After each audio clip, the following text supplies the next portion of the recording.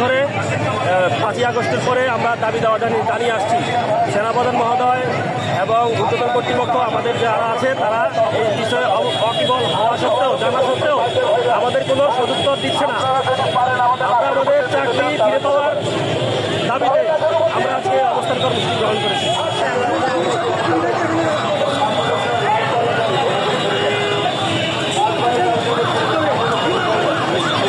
আপনারা যে কোটি কোটি টাকা খেলছেন তাদের সময়ে বাংলাদেশে হচ্ছে দুঃখ হয়, দুঃখ হয়, এই বাংলাদেশকে নিয়ে দুঃখ হয়।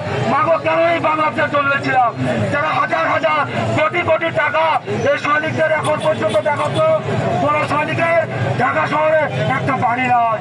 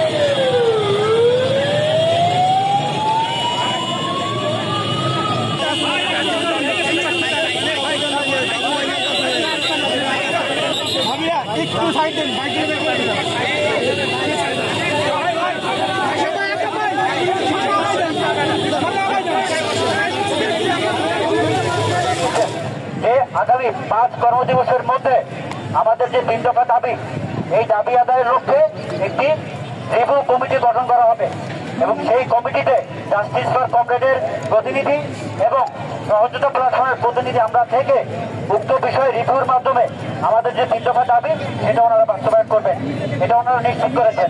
যারা সদস্য আছেন এবং তাদের সম্মানিত পরিবারবর্গ সকলের উদ্দেশ্যে আমি জানাচ্ছি যে আপনারা অবগত হয়েছেন যে তিন বাহিনী প্রধানের পক্ষ থেকে এবং এএফপি থেকে প্রতিনিধি এসেছেন। তারা আমাদেরকে সহযোগিতা প্ল্যাটফর্ম এবং জাস্টিস ফর কমরেডে প্রতিনিধি আমরা যারা আছি আমাদেরকে নিয়ে ওনার ভিতরে একটি মিটিং করেছেন যে আমরা যে 3 দফা দাবি জানিয়েছি সেটা আসলে কিভাবে এবং কবে দিবে এই বিষয়ে আমরা আলোচনা করেছি।